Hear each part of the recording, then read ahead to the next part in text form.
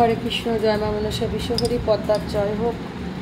আমাকে কয়েকজন জিজ্ঞাসা করেছে বা আমাকে ফেসবুকে কমেন্ট করেছে যে আমি মা মনসা করি,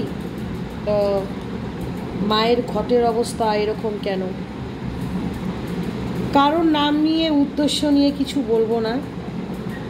যারা ঠাকুর পুজো করে, যাদের বাড়িতে মূর্তি দেওয়া ঠাকুর থাকে না, বিশেষ করে জাগ্রত মা, আর যে কোনো মাই হোক না কেন, সে কালী মাও হতে পারে, মনসাও হতে পারে, তারাপীঠের মাও হতে পারে।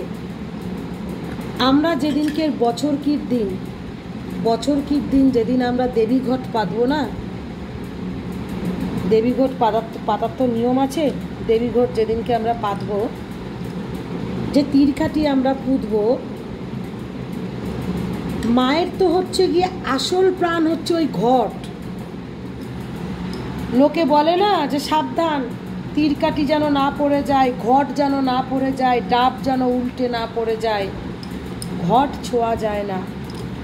মায়ের প্রাণ হচ্ছে গিয়ে ঘট।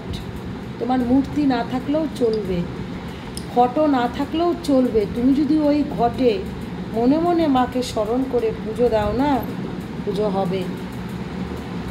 ঠিক আছে? তবু আমরা মূর্তি করি না, সৌন্দর্য, মায়ের একটা আকৃতি, মায়ের একটা রূপ, যে মা এরম দেখতে হয়।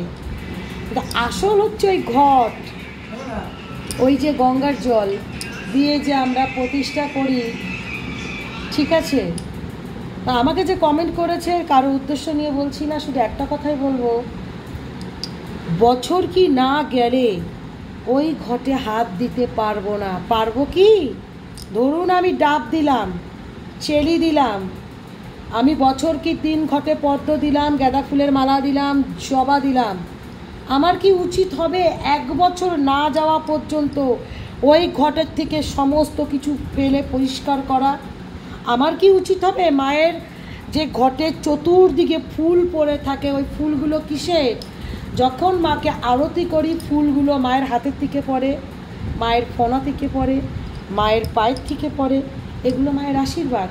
ওই ঘটের সামনে যে ফুলগুলো না 1 বছর ধরে জমা হবে, ওই ফুল ছুঁতে পারবো না, ঘট পরিষ্কার করতে পারবো না। হ্যাঁ, সাইড দিয়ে আমি মুছে দিতে পারবো। কেন জানো?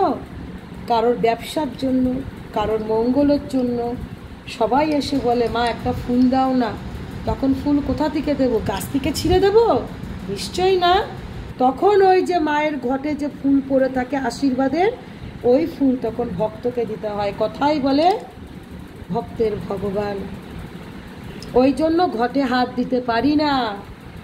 আমি মা করি, অঙ্গ কেটে ফেলে দিয়েছি। আমি মায়ের জন্য অন্ন খাই না, সন্ধেবেলা একবার ভাত খাবো, নিরামিষ খাই।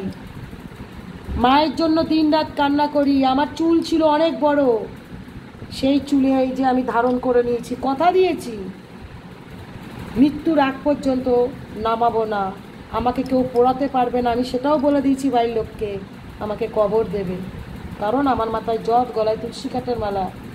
আমি মা মনসা আর গোবিন্দ ছাড়া কাউকে বুঝি না। তাই এই কারণে ঘটে হাত দিই না। ভয় লাগে, যদি পড়ে যায়, যদি আমার মা চলে যায়, আমি ভয় পাই। অতএব ভুলটা ভাঙিয়ে দিলাম। যদি ভুল কিছু বলে থাকি ভক্তবৃন্দ, ক্ষমা করে দেবেন। ঠিক আছে? জয় শ্রীকৃষ্ণ। আমাদের